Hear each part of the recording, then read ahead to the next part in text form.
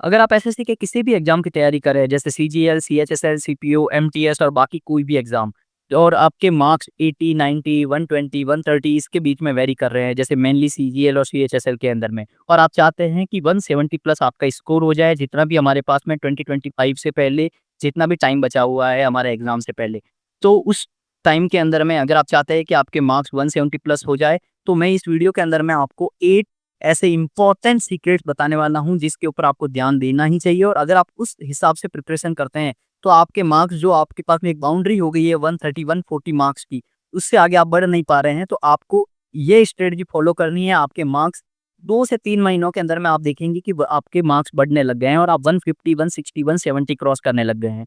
ठीक है, तो हम without delaying this video, let's start. ठीक है, वीडियो थोड़ा हो सकता है कि आपका लंबा बने, लेकिन आपसी वीडियो देखने के बाद में आपको एकदम क्लियरिटी मिल जाएगी कि आपको करना क्या है। ठीक है, हम इस वीडियो के अंदर में क्या-क्या टॉपिक्स को कवर करने वाले हैं, ये हम लोग सबसे पहले देख लेते हैं। सबसे पहले हम लोग देखेंगे कि आपको क्या चीज़ सबसे पहले प्रिपेयर करनी है। इससे आपको ये देखिए, हम लोग सिलेबस के बारे में भी बात करेंगे, हम लोग मॉक टेस्ट के बारे में बात करेंगे, उसको ट्रैक कैसे करना है। हम लोग ये भी बात करेंगे कि हम जो भी मॉक्स दे रहे हैं, उसका हम लोग को एनालिसिस कैसे करना है कि आपके मार्क्स 170 प्लस हो जाए।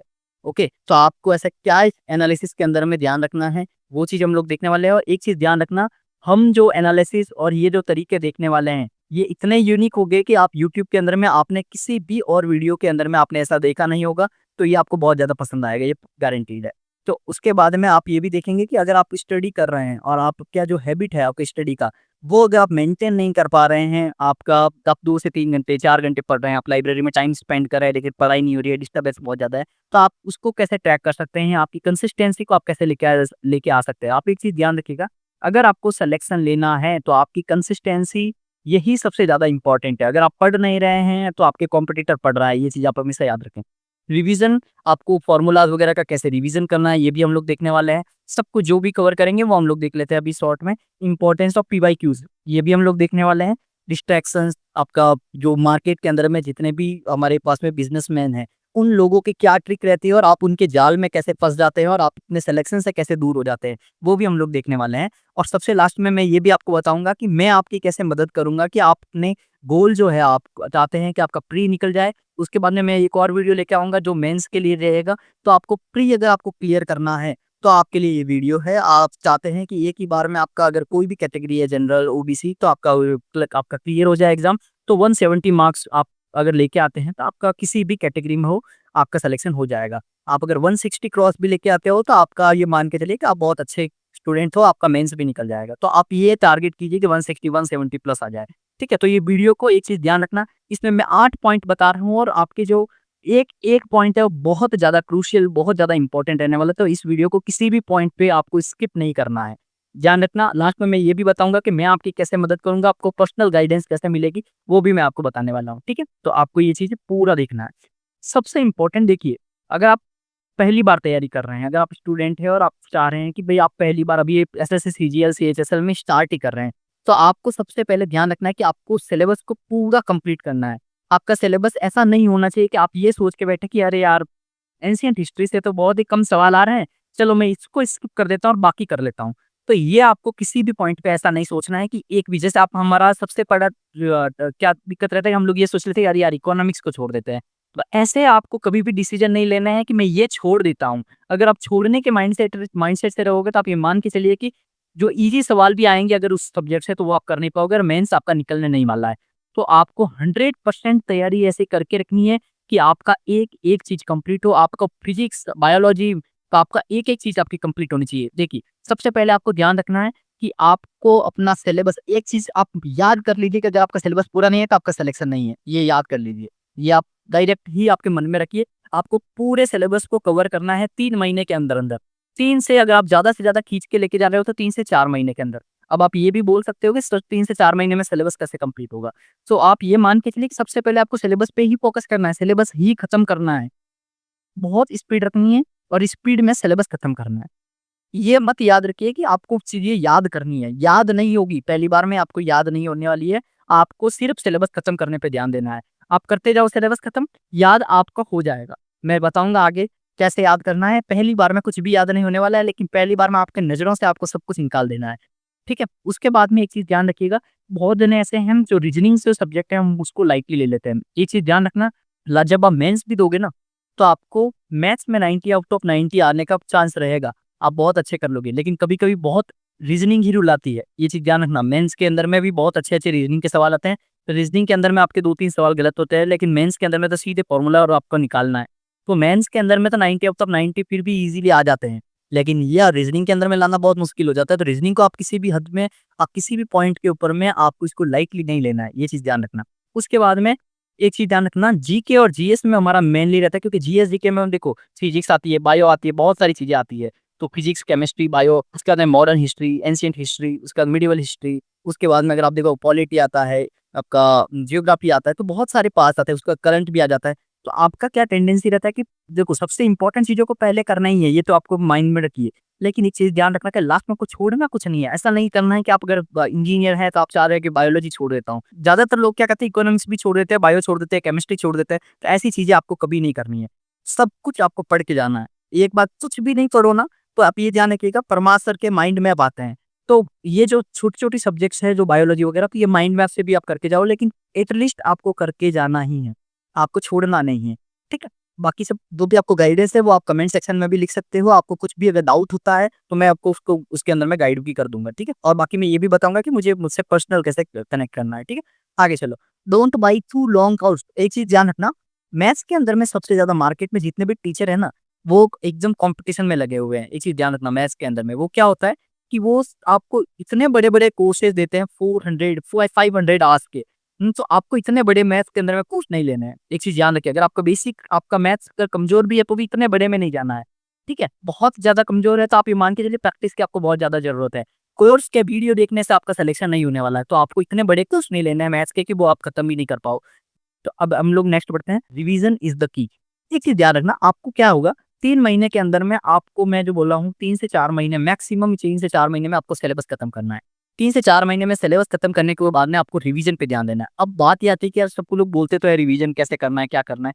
लेकिन आपको क्या करना है ये चीज़ ध्यान रखो। आप जब तैयारी कर रहे हैं तो सैटरडे और संडे कम से कम आप 2 दिन ये दे दीजिए कि आपको 5 दिन तक तो आपको सिर्फ पढ़ना है, रिवीजन का नहीं सोचना है, और सैटरडे और संडे को आपने जो भी पढ़ा है वो रिवाइज़ करते रहना है। पीछे जो पिछले वीक में, उससे पिछले मंथ में पढ़ी है, वो सब भी रिवाइज़ करते रहना है, और जो इस वीक के अंदर में पढ़ा है, वो भी रिवाइज़ करना है। ठीक है? तो ऐसा आप रेगुलर अगर सैटरडे, संडे को आपको पूरे 12-12 घंटे अगर आप इसमें ही देते हो, तो आपका बहुत अच्छे से रिवीज़न हो जाएगा। ये चीज़ ध्यान रखना, किसी भी पल पे आपको ये चाहिए, आपको नहीं फ़ोर्स करना है अपने आप को कि मैं याद करने बैठ रहा हूँ। नहीं, आपका हो जाएगा। आप अगर 5 से 10 बार अगर सब कुछ देखोगे, तो आपकी चीज़ें अपने आप ऑप्शन देख के याद हो जाएगा सब कुछ। तो आपको मेन चीज़ें हैं, आपको नज़र से दोहराना है सब चीज़ों को, ये चीज़ ध्यान रखना। उसके बाद में कभी-कभी हमारे पास में टेंडेंसी क्या रहती है कि हम लोग 4 जो हमारे पास सेक्शन है, चारों में से हम लोग क्या कर रहे हैं कि हम जो तैयारी करते समय 3 पे फ़ोकस कर रहे हैं, 2 पे फ़ोकस कर रहे हैं, बाकी एक चीज़ को महीने 2 महीने तक टच भी नहीं करते हैं। तो ऐसा नहीं करना है, आपको चारों को साथ लेके चलना है। उसके बाद में एक आप कोई भी मैथ्स के अंदर में अगर आप कमज़ोर मानते हैं अपने आप को, तो आप कोई भी एक फ़ॉर्मूला बुक ले लीजिए और हार्ड कॉपी में ले लीजिए फ़ॉर्मूला बुक, कोई भी, किसी भी टीचर का जो आपको अच्छा लगे। उनका मार्केट के अंदर बहुत सारी फ़ॉर्मूला बुक है। एक बुक ले लो और बाकी दूसरों का सब कुछ भूल जाओ, और उस बुक को हर 15 दिन के अंदर में आपको एक बार उस बुक को खत्म करना ही है। आप फ़ॉर्मूला बाकी कुछ भी मत पढ़ो, सिर्फ़ फ़ॉर्मूला, उसके अंदर में जो फ़ॉर्मूला लिखा हुआ है और जो 1-1, 2-2 एग्ज़ाम्पल है वो सब पढ़ लो। 15 दिन में 1 बार आपको करना ही है। ऐसे अगर आप 4 महीने में 7, 8, 10 बार वो फ़ॉर्मूला बुक कर लोगे ना, तो आपका ये आराम से आपको एक-एक फ़ॉर्मूला आपको याद हो जाएगा। और एक चीज़ ध्यान रखो, एसएससी में कोई बहुत ज़्यादा तगड़े सवाल नहीं आते हैं। अब ये भी में बहुत ईज़ी सवाल आ रहे हैं, तो आपके फ़ॉर्मूला बेस भी बहुत सारे सवाल रहते हैं, तो आपको उसी से हो जाएँगे, ठीक है? और एकदम रिपिटेटिव आते हैं, ध्यान रखना। वो सब मैं बताऊँगा अलग-अलग वीडियोज़ के अंदर में, तो आप कनेक्ट कर लेना, और एक चीज़ ध्यान रखो, चैनल को सब्सक्राइब कर लो। आपको बहुत सारी ऐसी चीज़ें होगी जो मैं आपको बता दूँगा, ठीक है? एक-एक चीज़ों में हमको गाइड मिल जाएगा, गाइडेंस मिल जाएगा। उसके बाद में एक चीज़ ध्यान रखो, डेली रिवाइज़ करना है। इंग्लिश के अंदर में मेनली क्या होता है कि हम लोग को जो ये सिनोनिम, एंटोनिम और one word substitution, idioms, phrases ये सब आते हैं ना, आपको मिनिमम रोज़ाना के आपको ब्लैक बुक वगैरह से, या फिर कोई भी अगर आप ले रखे हो पिनेकल वगैरह, तो आपको जिससे भी आपको ले रखे हो, ब्लैक बुक भी आप ले सकते हो। तो उससे आपको 300 आपको रोज़ाना, या तो सिनोनिम या एंटोनिम कुछ भी, कोई भी एक चीज़ पकड़ो और 300 मिनिमम आप रोज़ाना करो, ठीक है? ऐसे करके आपको सारी चीज़ खत्म करनी है। आप अगर रोज़ाना करोगे, इसमें भी ध्यान रखना, निमोनिक्स आप यूज़ कर सकते हो। निमोनिक्स समझते हो ना? जैसे आपने कोई भी अगर आप स्पेलिंग देखोगे तो स्टोइक है जैसे, तो स्टोइक में मतलब सब ठीक, इस टाइप से कुछ भी आप टेक्स्ट वगैरह बना-बना के हिंदी में जैसे डिलीजेंट तो दिल्ली के लोग बहुत ज़्यादा दिल्ली के जेंटलमैन बहुत ज़्यादा वो मेहनती होते हैं। तो इस टाइप से कुछ भी जो आपके ट्रिक्स लगा सकते हो, तो उस टाइप के ट्रिक्स की वजह से आप इसको याद कर लो, ठीक है? बहुत सारे यूट्यूब चैनल हैं, उससे आपको मिल जाएगा और अगर आपको गाइडेंस चाहिए तो आप मुझसे कनेक्ट कर लेना, मैं आपको बता दूँगा अच्छे-अच्छे वीडियो कौन-कौन से हैं, ठीक? ये देखो, ये पॉइंट जो है आगे तीसरा और चौथा पॉइंट बहुत क्रूशियल है। इसके अंदर मैंने पर्सनली आपके लिए बहुत ज़्यादा मेहनत की है, तो आपको ये चीज़ पूरा देखना है। देखो, ट्रैक योर स्टडी आवर्स। अभी होता क्या है कि सबसे इम्पोर्टेंट आप लाइब्रेरी में तो सुबह चले जाते हो, लेकिन आप खुद अपने मन में सोचिए कि आप लाइब्रेरी में जाके पढ़ते कितना हो? क्या आप पढ़ते मतलब रियल पढ़ना, असली पढ़ना? बाहर वाले घरवालों को तो लगता है कि आप 12-14 घंटे पढ़ाई हो रही है, पूरा दिन सुबह से गया हुआ है, तो आप पढ़ रहा होगा, लेकिन नहीं, हमारा वहाँ पे जाने के बाद में क्या 12-14 घंटे असली पढ़ाई हो रही है? तो आपको ये चीज़ ध्यान रखना है कि आपको पढ़ाई को ट्रैक करना है। आपका लाइब्रेरी में पूरे दिन आप स्पेंड आप किताब हाथ में होगी तो भी आप कभी-कभी ऐसा होता है कि हमारा 3-4 घंटे ही पढ़ाई हुई, बाकी दिन पता नहीं क्या किया, हमें खुद को नहीं पता चल रहा है। तो आपको ये चीज़ों को ट्रैक करना है। इसके लिए मैं आपको एक वीडियो ऑलरेडी बना चुका हूँ। उस वीडियो को मैं डिस्क्रिप्शन में उसकी लिंक भी डाल दूँगा। तो आप उस वीडियो को ज़रूर देखना है आपको 100% देखना है। आपको बहुत ज़्यादा हेल्प मिलेगी कि आपको अपनी पढ़ाई को कैसे ट्रैक करना है। आप वो सीट आपको इतना पोस्ट करेगी कि आपको खुद को पता चलेगा कि मैं क्या गलती कर रहा हूँ, ठीक है? तो आपको उस वीडियो ही पूरा देखना है। वैसे आगे मैं स्क्रीनशॉट लगा रखा हूँ, देखिए। उसके बाद में आप मैंने जो उसका नाम दे रखा है वो है हैबिट ट्रैकर। आपका रोज़ाना की पढ़ाई को वो ट्रैक करेगी, आपका 1-1 घंटे के टारगेट को ट्रैक करेगी पूरे ग्राफ्स के थ्रू। देखिए, आपको अभी जो फ़ोटो दिखाने वाला हूँ, उसके अंदर में आपको बहुत ज़्यादा पता चल जाएगा कि मैंने वो एक्सेल शीट कितनी मेहनत से तैयार की है। एक-एक ग्राफ़िकल आपको पता चलेगा। देखिए, अगर आप इतना ये जो टारगेट्स आपको महीने के शुरू में टारगेट्स वगैरह लिखने हैं कि आपको पूरे महीने में क्या करना है, आपके स्लॉट्स वगैरह है कि आपके आधे-आधे घंटे के कैसे स्लॉट लेने हैं। उसके बाद ये पूरी सीट आपको कैसे मिलेगी? फ्री मिल जाएगी आपको सीट। पूरी सीट आपके लिए फ्री है।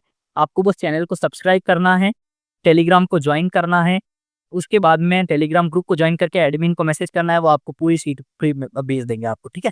ये पूरी आपको कितने घंटे पढ़ाई की, क्या की, ग्राफिकल कितना परसेंटेज पता चला, उसके बाद में आज आपने कितने घंटे पढ़ाई की, ये सब यहाँ पे पता चलेगा। एक दिन की क्या प्रोडक्टिव रही, आप कितने सब्जेक्ट को पूरे दिन से आप छू ही नहीं रहे हो, बहुत समय से, पूरे महीने से, ये सब पता चलेगा आपको। तो ये चीज़ ध्यान रखना, आप वो वीडियो पूरा देखना, उसमें बहुत डेप्थ में मैंने समझा दिया है, वो सीट कैसे काम करेगी। ये सीट एक्सेल सीट आपको ये चीज़ ट्रैक करनी है। उसके बाद में देखो, आप जैसे ही आप पूरी लाइब्रेरी में रह रहे हो, 3-4 घंटे ही आप पढ़ाई कर रहे हो, तो आपको देखना है। उसके बाद में उसमें मैंने स्लॉट वाइज़ आपके पूरे ड्यूरेशन को बाँटा है कि आपको पढ़ाई कैसे करनी है, 30-30 मिनट के स्लॉट कैसे बनाने हैं, हैबिट ट्रैकर आपको वो डाउनलोड कैसे करनी है, सब कुछ आपको पता चलेगा। उसके बाद एक चीज़ ध्यान रखो कि इस वीडियो को जब आप देखोगे तो आपको पता चलेगा कि आपको मंथली स्लॉट डालने होते हैं, कि आपको स्लॉट डालने हैं कि भई मैं इस सब्जेक्ट को इतने मान लो कि 1000 स्लॉट करूँगा पूरे महीने के अंदर में। तो आप ये मान के चलो कि मिनिमम आप इतना टारगेट करो कि 80% तो मैं अपने जो महीने के 1 तारीख को सोचा था, वो टारगेट मैं महीना खत्म होते-होते लगभग-लगभग 800 तो मैं स्लॉट खत्म करूँ ही करूँ। अब स्लॉट क्या है ये सब वो वीडियो लिखोगे तो आपको समझ में आ जाएगा, ठीक है?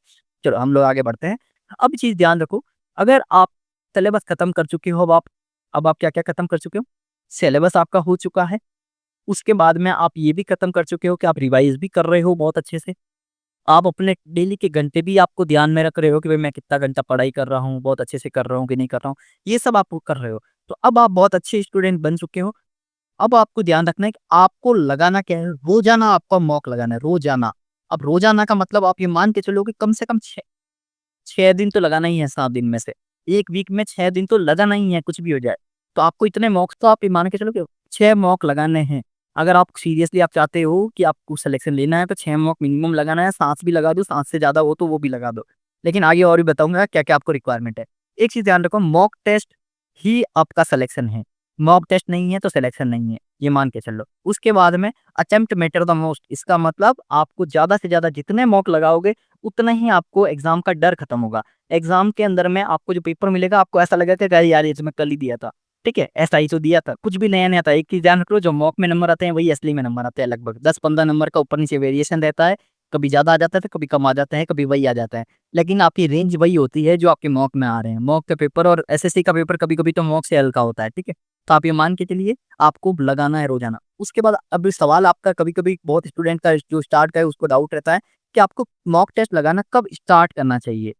आपको आपका अगर 30% सिलेबस भी खत्म होता है, 30% और आपके अगर मॉक में 80 नंबर भी आ रहे हैं 100 में से, आपके 200 में से, अगर आपके 80 नंबर भी आ रहे हैं, तो आप मॉक अब आपको देना स्टार्ट कर देना है। ऐसा नहीं सोचना कि अरे यार मेरा तो 80 ही आ रहा है, मेरे को 150 क्रॉस कब होगा? तो ये सब नहीं सोचना है। आप पढ़ते रहोगे, सब होता रहेगा। लेकिन मॉक लगाना स्टार्ट कर दो। एक चीज़ ध्यान रखना, जब मैंने अपने पहला मॉक दिया था ना, उस समय मेरे 60 नंबर आए थे। ठीक है? पहला मॉक, ठीक है? अब तो 170 भी आए हैं। तो ये चीज़ आप हमेशा ध्यान रखो कि आपको ये चीज़ एकदम याद रखना है, 30% सिलेबस खत्म और आपका डेली मॉक्स हो जाने चाहिए। डेली मॉक्स 1 घंटा ही तो लगता है, कोई बहुत ज़्यादा 1 घंटा तो आप यूट्यूब चला लेते हो, ठीक है? क्रिकेट देख लेते हो, क्रिकेट का मैच देख लेते हो, ठीक है? तो आपको ये चीज़ ध्यान रखना है कि आपको डेली मॉक लगाना है। उसके बाद में सेक्शनल टेस्ट आपको लगाने ही हैं, सेक्शनल टेस्ट। कब लग किसका लगाना है? जिसके अंदर में आप सोचते हो कि मैं वीक हूँ। अगर आपको चल रहा है मान लो 130 क्रॉस, आपके 130 नंबर आ रहे हैं, लेकिन आपका ऐसा लगा कि अरे यार मेरे मैथ्स के अंदर में नंबर कम रह रहा है, बाकी तो मैं 4 दे रहा हूँ। तो आपको मैथ्स के सेक्शनल टेस्ट अलग से लगाने हैं। आपके टेक्स्ट बुक वगैरह पे आपको ओलियो बोर्ड वगैरह पे अलग-अलग आपको सेक्शनल टेस्ट मिल जाएँगे, तो वो आपको देना है। उसके बाद में एटलीस्ट 150 मॉक्स आपके खत्म हो ही जाने चाहिए एग्ज़ाम से पहले। 150 मॉक्स अगर आप नहीं लगा रहे हो तो आप भी बहुत पीछे हो। ये सब भी कैसे आपको करना है आगे देखना, बहुत इंपॉर्टेंट पॉइंट आएगा, वो आपको बहुत अच्छा लगेगा। जो मॉक की पूरी एक्सेल शीट मैंने बना रखी है, वो भी आपको मैं फ्री दे दूँगा। ठीक है? तो 150 मॉक आपको लगाने हैं। प्लेटफ़ॉर्म, ये बहुत इंपॉर्टेंट है। अगर आप नए हो तो आपने नाम भी नहीं सुना होगा ओली बोर्ड वगैरह का, तो आप सुन लो। आपको only board, textbook, RB RB का, उसके बाद द पंडित, टेस्ट रैंकिंग, ऐसे बहुत सारे प्लेटफ़ॉर्म हैं, उनके ऊपर में आप मॉक्स दे सकते हो। बहुत ज़्यादा फीस नहीं है, 200, 300, 100, 150 ऐसे-ऐसे फीस ही है। ओली बोर्ड की थोड़ी 500, 600 के आस-पास कुछ है। तो अगर थोड़ा बहुत डिस्काउंट वगैरह देख के भी आप करोगे तो आपका हो जाएगा। तो ये आपको प्लेटफ़ॉर्म दे सकते हो। इसमें सबसे अच्छा कौन-सा है? तो ये मान लो कि ये सारे ही अच्छे हैं, बहुत अच्छे हैं, सबके देने हैं। और एक चीज़ ध्यान रखना, इसमें weekly live session, live test आते हैं और वो लाइव फ्री रहते हैं पूरे। तो आपको अलग-अलग प्लेटफ़ॉर्म पे अलग-अलग वार को आते हैं। कभी किसी प्लेटफ़ॉर्म पे सैटरडे, संडे आता है, किसी में संडे, मंडे आता है, मंडे, ट्यूसडे, वेडनेसडे, थर्सडे। तो आप भले नहीं भी लोगे कहीं पैसा खर्च करके, तो भी आपको एक-एक प्लेटफ़ॉर्म के अलग-अलग लाइव टेस्ट को दे सकते हो। तो आप ये ध्यान रखना, बाकी मॉक टेस्ट दो ना दो, लेकिन लाइव मॉक टेस्ट ज़रूर देना है, क्योंकि इसमें आपको पता चलेगा कि आप स्टैंड कहाँ कर रहे हो। आपकी इस समय इस आज के पेपर में रैंक क्या है। तो आपको एक भी लाइव मॉक को स्किप नहीं करना है। ठीक है? उसके बाद में हम लोग आगे बढ़ते हैं। अब ये पॉइंट पूरे 8 पॉइंट में से सबसे इम्पोर्टेंट है और जो लास्ट है वो भी बहुत ज़्यादा इम्पोर्टेंट है। बहुत ज़्यादा इम्पोर्टेंट पॉइंट है। बहुत ज़्यादा स्टूडेंट जो है जिनका सिलेक्शन नहीं होता है, वो सबसे बड़ी गलती जो करते हैं, वो यही करते हैं कि वो मॉक टेस्ट दे के सो जाते हैं। मॉक टेस्ट देने के बाद में वो एनालाइज़ नहीं करते। अब एनालाइज़ क्या होता है? लोगों को लगता है कि मैंने टेस्ट दिया और उसके बाद में वो एनालाइज़ वाला बटन दबाया और मैंने 5-10 मिनट के अंदर-अंदर वो देख लिया कि अरे मैं कौन-कौन सा वीडियो छोड़ा है, ये मेरा सॉरी कौन-कौन सा गलत हुआ है सवाल, कौन-कौन सा सही हुआ है। मैथ्स के अंदर में 1-2 गलत हो गए तो उनका उत्तर वाला आंसर पे क्लिक किया और देख लिया, अच्छा ठीक है हो गया एनालिसिस। ठीक है? जीएस जीके में देख लिया, अरे यार 12 सही हुए, 5 गलत हो गए, अरे छोड़ो, चलो हो गया। आज का टेस्ट खत्म, कल वापस शुरू। ये नहीं होता है, ऐसे सिलेक्शन नहीं होता है। ऐसे का आप टेस्ट दे रहे हो, आपका 1 नंबर भी इम्प्रूव नहीं होने वाला है। आपके 80 नंबर आ रहे हैं तो आप 80 से 100 में ही रहोगे। आपका कभी भी एक 150 क्रॉस होने नहीं वाला है अगर आप ये कर रहे हो तो। आपको एनालाइज़ करना है मॉक को। यहाँ पे देखो ये क्या लिखा हुआ है, सबसे इम्पोर्टेंट लाइन है। आइदर एनालाइज़ ईच मॉक और स्टॉप प्रिपरेशन। अगर आप मॉक का एनालिसिस नहीं कर रहे हो, सिर्फ टेस्ट पे टेस्ट दे रहे हो, तो आप इससे अच्छा क्या करो, पढ़ाई करना छोड़ दो, इससे अच्छा घर पे काम करो। ठीक है? तो आपको प्रिपरेशन को या तो स्टॉप कर दो, नहीं तो फिर मॉक को एनालिसिस करो और take help of our mock tracker. ये मैंने बहुत बड़ी मेहनत लगाई है। आप ये मान लो कि 6 से 7 घंटा लगा है मेरे को इसे वो बनाने में। 6 से 7 घंटा जो मैं आगे दिखाने वाला हूँ, आपको इतना पसंद आएगा। अगर आप बहुत समय से तैयारी भी कर रहे हो ना, तो भी आपको बहुत पसंद आएगा। ये चीज़ ध्यान रखना। नए लोगों को नहीं, आप बहुत जो जिसके 140, 150, 170 भी आ रहे हैं ना, उनको भी बहुत पसंद आएगा। ये चीज़ ध्यान रखो, मैंने ऐसी एक एक्सेल शीट बनाई है, बहुत फ्री है वो, पूरी फ्री है। आपको कैसे कैसे मिलेगी, एक वीडियो ऑलरेडी बना रखा है। आप वो देख लेना, चैनल पे जाओ, सब्सक्राइब करो और उसके अंदर में देखो कैसे मिलेगा आपको। पूरा वीडियो आपको ये फ्री है। इसमें क्या रहता है कि आपको डेट में कौन-सा टेस्ट दे रहे हो और उसके बाद में आपने इसका एनालिसिस किया कि नहीं किया, ये मैंने चेक बॉक्स लगा रखे हैं। किया है तो आप राइट लगाओ, नहीं किया तो नहीं लगाओ। ठीक है? आप राइट लगाओगे, उसके बाद में आप ये भी देखोगे कि आपके मार्क्स कितने आ रहे हैं, आपको लिखना नहीं है, ये सब ऑटोमेटिक आ जाएगा। कैसे आएगा? आपको बस देखना है राइट रॉन्ग, कितने सवाल आपने राइट किए, कितने सवाल आपने रॉन्ग किए, कितने सही किए रीजनिंग में, कितने मैथ में, कितने इंग्लिश, कितने जीएस जीके में। आपको सिर्फ कितने सही, कितने गलत ये भरने हैं जिस टेस्ट में दे रहे हो। उसके बाद में आपके ऑटोमेटिक सब कुछ एनालिसिस हो जाएगा। आपके परसेंटाइल आपको डालने हैं अलग-अलग प्लेटफ़ॉर्म पे जो भी बन रहे हैं। ठीक है? बाकी ये नंबर आपके ऑटोमेटिक आ जाएगा। सब फ़ॉर्मूला लगा हुआ है ऑलरेडी। और सिर्फ इतना नहीं, आगे देखो, आगे इतनी इम्पोर्टेंट सीट है, आप अलग-अलग टेस्ट का जो भी आप दोगे ना, सब एनालाइज करेगा कि आपके कितने एवरेज मार्क्स है, सब्जेक्ट वाइज एवरेज पता चलेगा, आपको पता चलेगा कि मैथ्स के अंदर मेरे कितने एवरेज बन रहा है। आपको ये भी पता चलेगा कि आपके कितनी बार 120 से 130 के बीच आए हैं, कितनी बार 160 से 170 के बाद बीच आए, जैसे 6 बार आए हैं, कितनी बार 170 क्रॉस हुए हैं, ये मैंने डेमो डाटा डाला हुआ है सब कुछ, कितनी बार 180 क्रॉस हुए हैं। उसके बाद ये भी पता चलेगा कि आपके परसेंटाइल है ना, आपके देखो ये चीज़ ध्यान रखो, 90 परसेंटाइल से 95 परसेंटाइल से ऊपर ही रहना है आपको, तभी आपका सिलेक्शन होने वाला है, ये चीज़ ध्यान रख लो। तो आपको ये भी पता चलेगा कि मैं कितनी बार 90 परसेंटाइल से क्रॉस गया हूँ, कितनी बार 80-90 के बीच रहा हूँ, सब कुछ पता चलेगा। आपको ये भी पता चलेगा कि ओवरऑल आपके है ना एवरेज कितने हैं। आप अगर 100 टेस्ट लगाए हो तो 100 टेस्ट का आपका एवरेज कितना बन रहा है। उसके बाद आपको मैथ्स का एवरेज, रीज़निंग का एवरेज सब कुछ पता चलेगा। आपको इससे सबसे ज़्यादा फ़ायदा क्या है? आपको ये पता चलेगा कि अरे यार जीएस जीके में तो यार मेरे 21 नंबर ही आ रहे हैं एवरेज, तो मतलब मैं कमज़ोर जीएस जीके में हूँ, मुझे जीएस जीके पे फ़ोकस करना है। तो आपको ये पता चलेगा कि मैथ्स के अंदर में तो मेरा 47.18 का एवरेज बन रहा है, इसका मतलब 50 में से 47 मतलब 47 में 47 नंबर 50 में से, तो आप बहुत अच्छे हो मैथ्स के अंदर में, आपको ज़्यादा टाइम फिर जीएस जीके में देना है। तो ये बहुत ज़्यादा फ़ायदा है। उसका बाद ये भी पता चलेगा नेगेटिव मार्क्स आपके कितने हो रहे हैं, एवरेज नेगेटिव मार्क्स। तो नेगेटिव मार्क्स अगर ज़्यादा है तो इसको कम करो, सवालों को चिक्का मत मारो। तो ये सब दिखाएगा। और सिर्फ़ ये नहीं, 100 मार्क्स 100 दे दिए मान लो मॉक, और आपके शुरू में बहुत कम आ रहे थे लेकिन आजकल आपके बहुत ज़्यादा आते हैं। तो ये भी दिखाएगा कि लास्ट 5 टेस्ट के अंदर में कितना एवरेज है, लास्ट 3 टेस्ट में कितना एवरेज है। आपको सब कुछ पता चलेगा। आपको ये भी पता चलेगा कि आपके ओवरऑल आपके हाईएस्ट और लोएस्ट क्या मार्क्स रहे, आपके लास्ट 10 में, लास्ट 5 में, लास्ट 3 में। आपको सबसे इम्पोर्टेंट तो ये है, आपको ये पता चलेगा कि मेरे कितने टेस्ट का मैंने एनालिसिस कर लिया है, मैंने कितने टेस्ट का एनालिसिस नहीं किया है। उसके बाद में क्योंकि एनालाइज़ नहीं करोगे ना, तो सिलेक्शन नहीं है। टेस्ट देके आपको खुश नहीं होना है, ये चीज़ ध्यान रख लो। तो आपको सब कुछ इस शीट के अंदर में पता चलेगा। और देखो, आगे बहुत अच्छा चीज़ आपको लगेगा, आपको ग्राफ्स दिखेने वाले हैं। तो ग्राफ्स अगर आप देखोगे ना, आपको ऑटोमेटिक्स जब डाटा डालोगे ना, तो आपके ऐसे ग्राफ बन जाएँगे, लास्ट 3 के एवरेज, फिर ये ग्राफ बनेंगे कि आपके नेट मार्क्स कितने वेरी कर रहे हैं। किसी-किसी के ग्राफ ऐसा आता है, ऊपर-नीचे इस तरह का। तो आपको ये पता चलेगा कि इतना ज़्यादा वेरिएशन, इसका मतलब तो फिर आपको पता ही नहीं रहेगा कि अरे यार मेरे एग्ज़ाम में क्या हाल होगा। आपके वेरिएशन बहुत कम होना चाहिए। जैसे यहाँ देखो, ये डाटा डाला हुआ है, इसमें हल्का-हल्का वेरी कर रहा है। इसका मतलब इस बंदे का कंसिस्टेंट है, ये मार्क्स कंसिस्टेंट है, ऐसा नहीं है कि वो डर जा रहा है। कभी तो बहुत अच्छा, कभी बहुत बुरा, तो ऐसा नहीं है। मैथ्स के अंदर में भी आप देखोगे तो आपको इस ग्राफ में पता चल जाएगा वे 50 में से 50 कितनी बार आए हैं। तो ये सब आपको देखना है कि आपके ग्राफ्स ऑटोमेटिक बनेंगे। नेगेटिव मार्किंग कितनी हो रही है, आजकल कम हो रही है कि नहीं हो रही है, ग्राफ्स नेगेटिव मार्किंग का कम करते जाना है, बाकी सबके ग्राफ्स आपको बढ़ाते जाना है। ये सब आपको पता चलेगा, ये सब ऑटोमेटिक है। तो ये शीट मैंने बना रखी है, तो पिछला वीडियो देखो, या फिर क्या करो, नीचे लिंक दे रखा है, तो लिंक से क्लिक करो, पूरा वीडियो देखो, फिर टेलीग्राम पे जाओ, ग्रुप पे जाओ, सब कुछ प्रोसेस बताया हुआ है कहाँ से फ्री मिलने वाली है। तो सबसे पहला आपको काम करना है, मॉक ट्रैकर को डाउनलोड करना है। इसका नाम है मॉक ट्रैकर। एडमिन को बोलना मॉक ट्रैकर दो, वो आपको दे देगा। ठीक है, मॉक ट्रैकर। उसके बाद में आप 1 घंटा, लगभग अगर आप 1 घंटा टेस्ट दे रहे हो ना, तो आपको 1 घंटा एनालिसिस कम से कम लगना चाहिए। इससे ज़्यादा भी लग सकता है, अगर आप बहुत अच्छे से कर रहे हो। आपने जो सवाल सही किया है, वो भी एनालाइज़ करना है। कि आपने अगर 1 मिनट लगा के किया है, तो क्या वो दूसरा कोई मेथड है जिसमें 30 सेकंड में हो जाता? तो आपको वो देखना है, आपको 1-1 सेकंड बचाना है। आपको एक सवाल करना है, सही भी किया है तो भी एनालाइज़ करो, गलत किया है तो भी एनालाइज़ करो, छोड़ा है तो भी एनालाइज़ करो, अच्छा-सच्चा। और कोई बहुत ही अलग तरीके का आपको अगर मिल जाए कोई सवाल कि अरे यार ये तो मैं पढ़ा भी नहीं था, तो आपको एक नोटबुक बनानी है ऐसी एनालिसिस की। हर सब्जेक्ट की अलग-अलग नोटबुक बनाओ, और जो टेस्ट दे रहे हो उनके नोट करो वहाँ पे सवाल।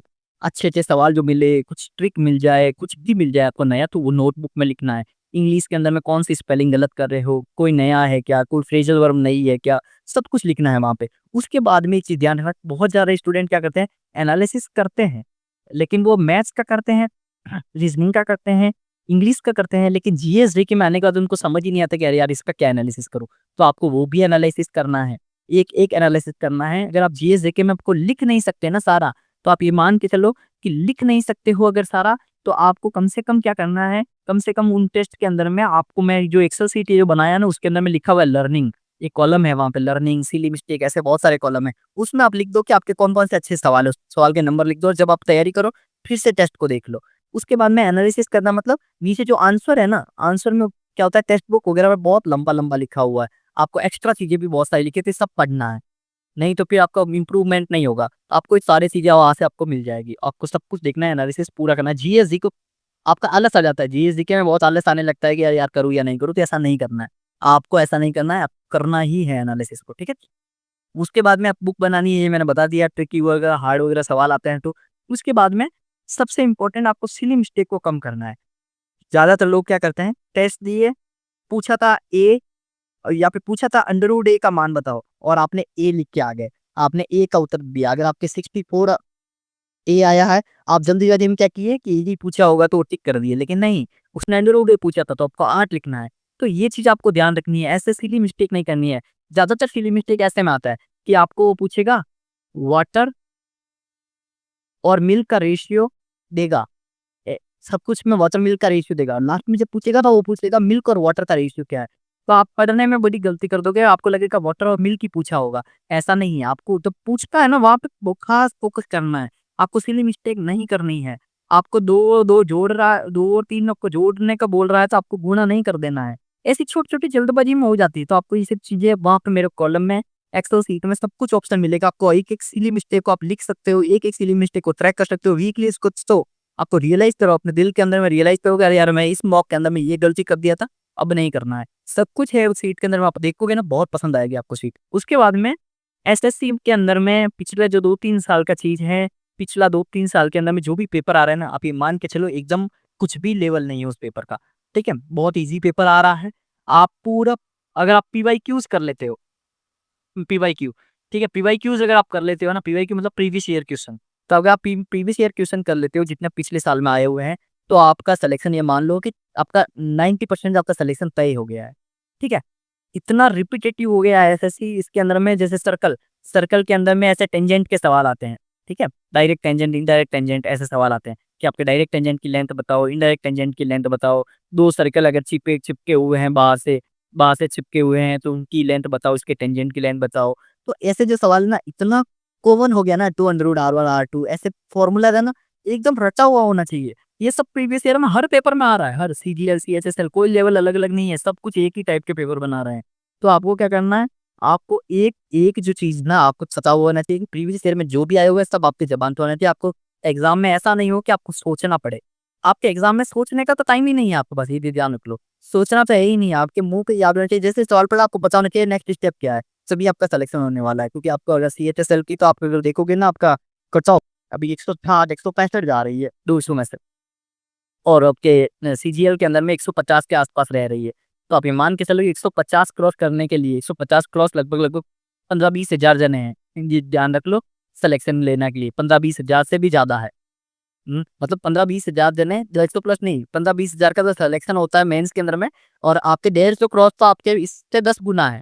1,80,000 जने अभी 2024 के अंदर में थे। 1,80,000 जने 150 क्रॉस थे। तो अब सोच लो फिर कॉम्पिटिशन कितना है। ठीक है? तो आपको पीवाईक्यूज़ पूरा करना है। नए सवाल तो करने ही है लेकिन पीवाईक्यू पहले करने हैं फिर नए सवाल करने हैं। चोर पुलिस के सवाल है ये आते ही रहते हैं। तो ये सब चीज़ें आपको ट्रिक पता होनी चाहिए। आपको रिलेटिव स्पीड कैसे यूज़ करना है, ये सब आपको पता होना चाहिए। ऐसा नहीं अब मिक्सर एलिगेशन बहुत सारे सवाल है जो मिक्सर एलिगेशन से हो जाते हैं। लेकिन आप क्या करते हो, आप नॉर्मल मेथड से एवरेज के सवाल मिक्सर एलिगेशन से हो जाते हैं। तो आपको एवरेज में फिर इस तरह के लगाने हैं। आपको ऐसे नॉर्मल मेथड से नहीं जाना है किताब वाले जो आपके 10वीं में पढ़े थे, वो मेथड से नहीं करना है।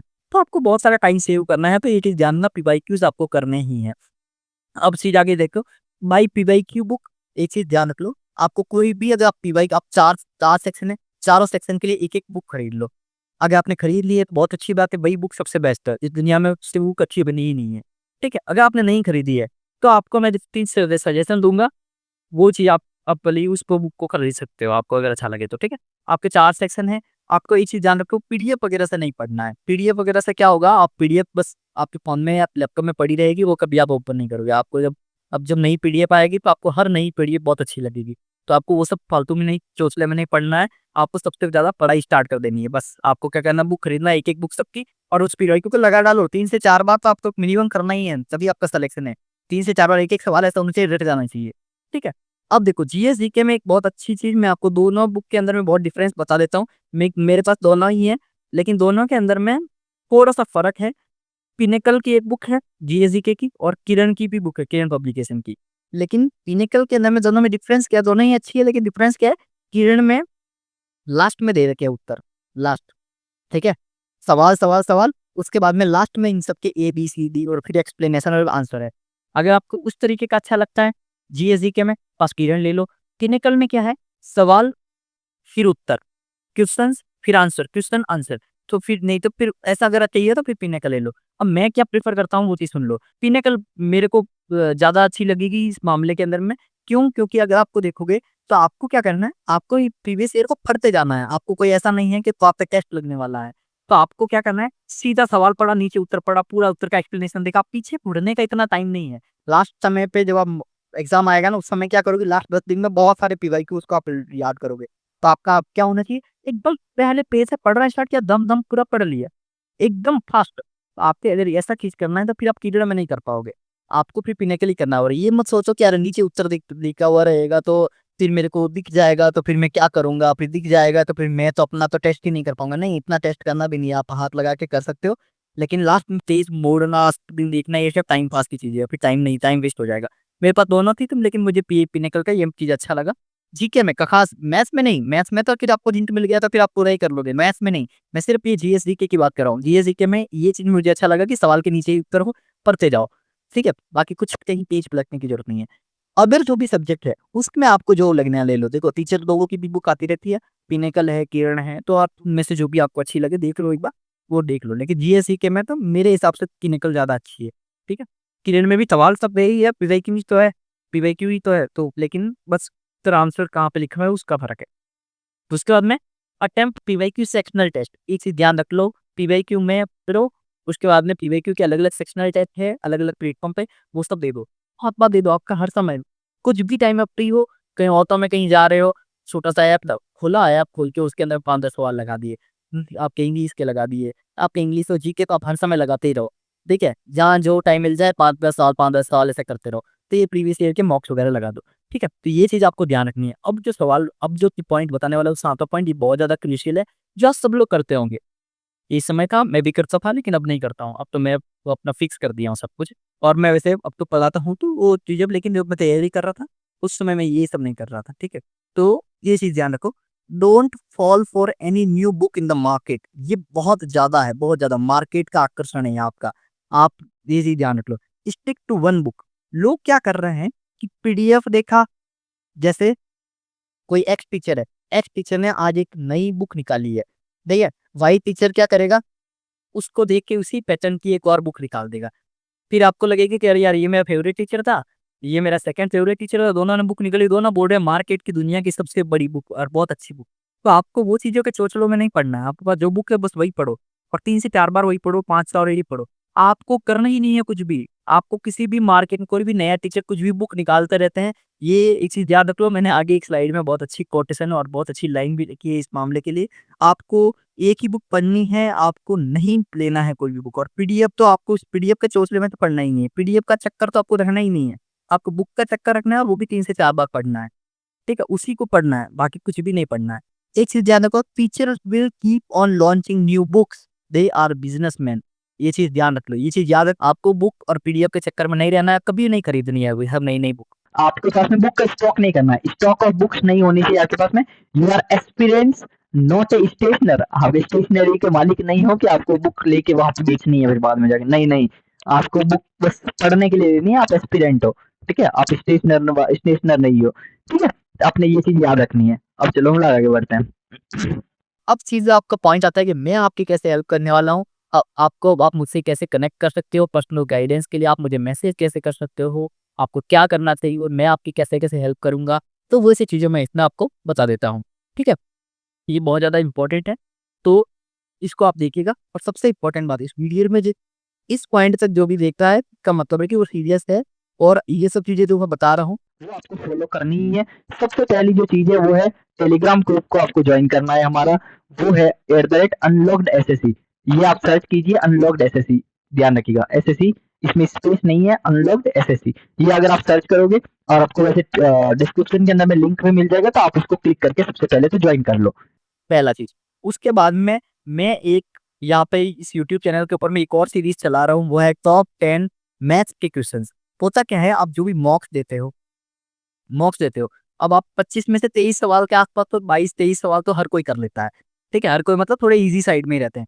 2 से 3 सवाल ऐसे होते हैं जो बड़े से हार्ड हो जाते हैं, थोड़े टाइम टेकिंग हो जाते हैं, थोड़े ट्रिकी हो जाते हैं, एक बार में समझ नहीं आते, ऐसे सॉल्व भी नहीं होते हैं। मैं आपके जो हार्ड सवाल है उसकी प्रैक्टिस करवा रहा हूँ मैं टॉप 10 वाले में। आपके लगभग-लगभग 1-2 दिन में ये वीडियो आती रहती है तो आपको इस सीरीज फॉलो करना है इस यूट्यूब चैनल पे। या दूसरी चीज आपको एक चीज जानना, अभी मैं 10 से 15 दिन बाद में, इस वीडियो के लॉन्च होने के 10 से 15 दिन के बाद में मैं पीवाईक्यू की सीरीज चलाने वाला हूँ, स्टार्ट करने वाला हूँ पीवाईक्यू 2024 की सीरीज। पीवाईक्यू मतलब आपके सीजीएल में जितने भी पेपर आए हैं, लगभग लगभग 30, सीजीएल 2024 में 30 पेपर आए हैं, सीएचएसएल में भी बहुत सारे पेपर आए, तो मैं सीजीएल से स्टार्ट करूंगा और मैं पूरे पेपर को मैथ्स के, खासकर मैथ्स का मैं खुद पर्सनली और बाकी जो भी अवेलेबल टीचर्स रहेंगे तो वो भी अलग अलग वीडियोस को अलग अलग सब्जेक्ट्स को पढ़ाएंगे और पूरे पेपर्स को हम लोग ए टू जेड अलग अलग शिफ्ट के पेपर हम लोग पूरा करने वाले हैं पीवाईक्यू का। अगर आप चाहते हैं कि आपका पीवाईक्यू पूरा 2024 वाला पूरा कंप्लीट हो जाए तो आपको इस चैनल को सब्सक्राइब करना है और इन सीरीज को फॉलो करना है। जो बता रहा हूँ मैथ्स के अंदर में, खासकर अगर आपका मार्क्स बढ़ाने हैं तो ये चीजें तो आपको करनी ही है। पहले पीवाईक्यू सीरीज को भी फॉलो करना है, टॉप 10 वाली को भी फॉलो करना है। उसके बाद में आप मेरे से पर्सनली कैसे कर सकते हो, टेलीग्राम ग्रुप के ऊपर में आप ज्वाइन करो, फिर आप मैसेज करो, टेलीग्राम ग्रुप को ज्वाइन करो और उसमें जो भी एडमिन है उनको आप मैसेज कर सकते हो अगर आपको पर्सनल कोई भी सवाल है। बाकी हमारे ग्रुप के अंदर में आप डाउट वगैरह सॉल्व करने के लिए, डाउट सॉल्यूशन के लिए, आपके डाउट सॉल्व करने के लिए, आप कोई भी अगर आपके पास मैथ्स के अंदर में, रीजनिंग, आपके जीएस के उसमें कोई भी तरह का डाउट है तो आप ग्रुप के अंदर में भेजो। उसके बाद में ग्रुप में जो भी लोग और भी स्टूडेंट्स हैं बहुत सारे, तो वो भी आपके सवालों का जवाब दे देंगे। तो आपको क्या करना है, डाउट सॉल्व करने के लिए सबसे पहले क्या करना है, आपको ग्रुप, टेलीग्राम ग्रुप को ज्वाइन करना है, उसके अंदर में आप कमेंट कर सकते हो। दूसरा, अगर आपका पर्सनली कोई भी सवाल है तो उसमें जो भी एडमिन है उनको आप मैसेज कर सकते हो, वो आपको पूरा सोल्यूशन बता देंगे। और वो वैसे एक आध एडमिन मैं खुद ही हूँ, तो आपको वो भी आपको सोल्यूशन मिल जाएगा। तो आपको अगर कोई भी तरह का सवाल पूछते हो तो आपको वहां से सोल्यूशन मिल जाएगा। तो सबसे इम्पोर्टेंट ये चीज रहेगा। अब हम लोग आगे बढ़ते हैं और एक चीज ध्यान रखना, अगर आपने चैनल को अभी तक सब्सक्राइब नहीं किया है, और ये मैं जो आपको चीजें बताया हूँ वैसे वीडियो हमारा एंड हो रहा है, और सबसे इम्पोर्टेंट चीज, इसमें मैंने जो 8 पॉइंट बताए हैं उसमें से एक भी ऐसा पॉइंट नहीं है जो आप स्किप कर दो, ठीक है। अगर आप एक भी पॉइंट स्किप करते हो तो आप ये मान के चलो कि आपका रेंज जो है 130 140 वाला, वो कभी टूटने नहीं वाला है, इससे क्रॉस आप नहीं करने वाले हो। तो आपको इससे क्रॉस करने के लिए एक एक पॉइंट को ध्यान रखना है, टेलीग्राम ग्रुप को आपको ज्वाइन करना है, और एक चीज जानना, चैनल को सब्सक्राइब करना। मैं अलग अलग और आगे वीडियोस लेके आने वाला हूँ, मैथ्स की स्ट्रेटजी। अगर आपको किसी भी तरह का डाउट है किसी भी तरह की प्रिपरेशन के अंदर में, तो आप कमेंट कर सकते हो। सब्सक्राइब तो करना ही है, टेलीग्राम ग्रुप को ज्वाइन करना ही है। मैथ्स, रीजनिंग, उसके बाद में आपका जीएस के किसी भी सब्जेक्ट का पर्सनली अगर आपको वीडियो चाहिए तो आप मुझे कमेंट करके बता देना, ठीक है। और thank you for watching, subscribe कर देना और लाइक करके जाना वीडियो को अगर पसंद आया तो, ठीक है। चलो बाय।